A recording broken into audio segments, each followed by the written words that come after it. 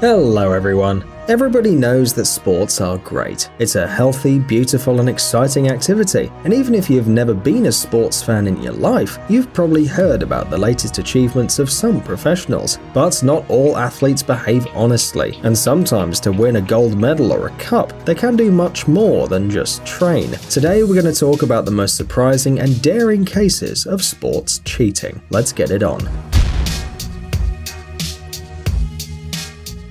Tonya Harding. Boris Onyshchenko.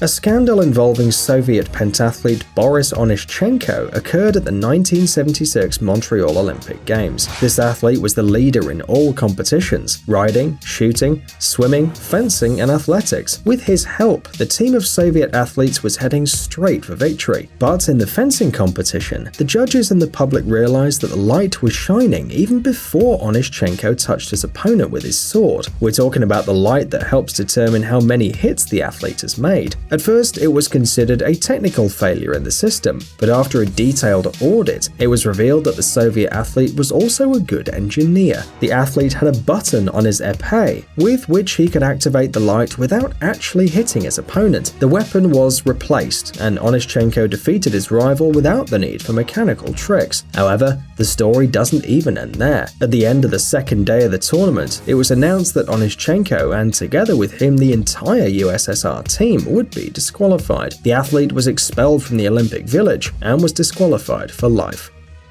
Sergio Motsoeneng.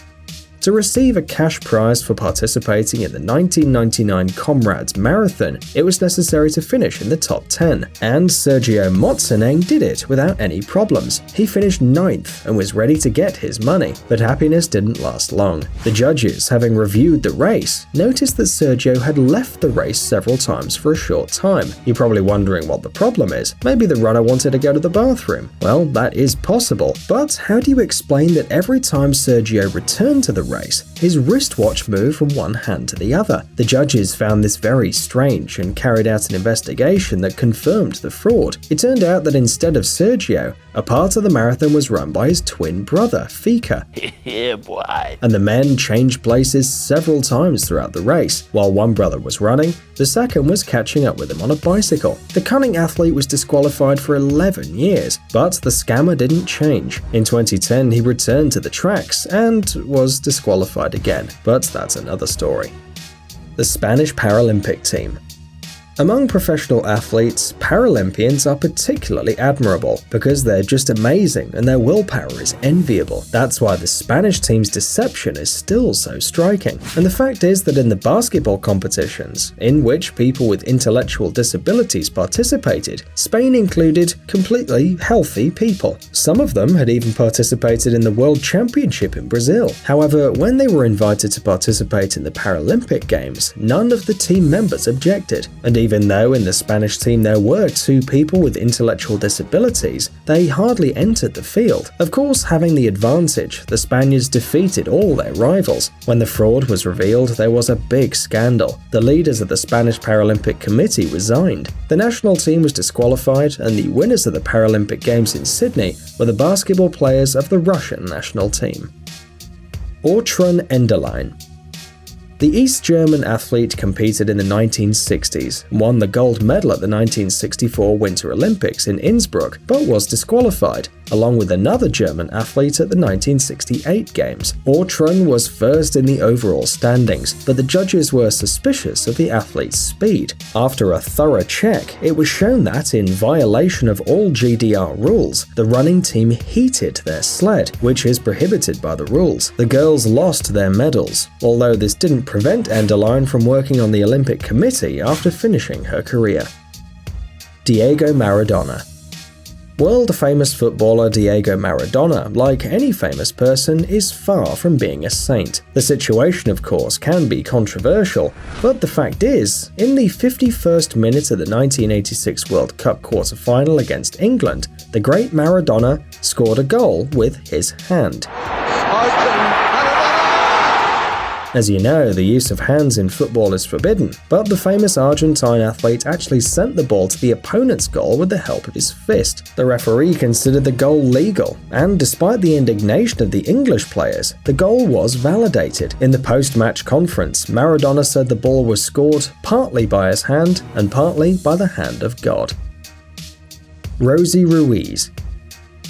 Imagine that an unknown athlete comes to town and unexpectedly wins the marathon with one of the best female results in marathon history of all time. You may think she's a talented person who until now had been in hiding, but the fact is that Rosie Ruiz ran the Boston Marathon with a record time of 2:31:56, and at the finish line she looked too good for a person who'd just gotten over such a long distance. In addition, she could vaguely remember the details of the race, and the judges and other runners didn't remember her in the group of leaders. A little strange, isn't it? Everything became clear thanks to two witnesses who said that Ruiz entered the race from the crowd 1 kilometer from the finish line. Other people remembered seeing the runner in the subway. That way she ran through most of the marathon. It's not a bad idea in case you don't have a twin sister. As a result, Rosie was disqualified, and marathon organizers now use special chips. Participants of the Olympic badminton tournament. Perhaps one of the main rules of professional sports is to give all you have to win. In the end, most athletes literally dedicate their lives to setting records and winning medals, so no one will play using only half of their strength. Or maybe so. During the Olympic badminton tournament in London 2012, 4 teams of players at once decided to relax a bit. The fact is that after the draw procedure, many teams or individual players could choose their opponent in the quarterfinals. As a result, the athletes played averagely. The strongest lost to the weakest. In short, the couples decided to choose weaker opponents and relax a little, but something went wrong. The athletes were first booed by outraged spectators,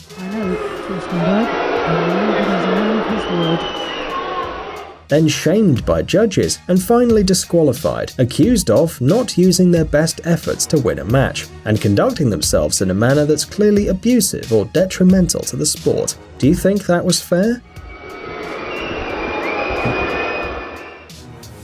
Roberto Rojas.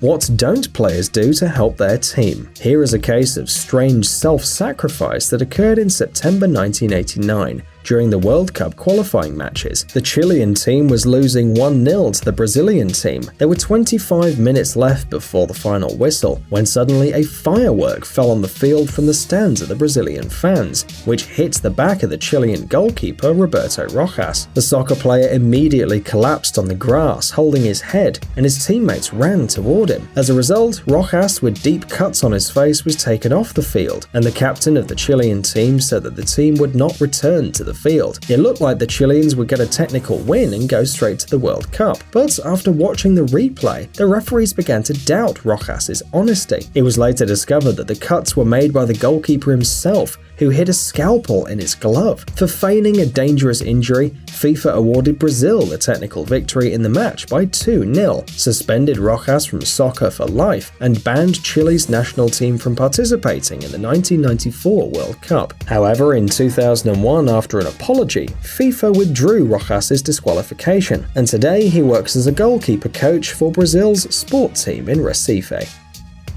Femke van den Drijke.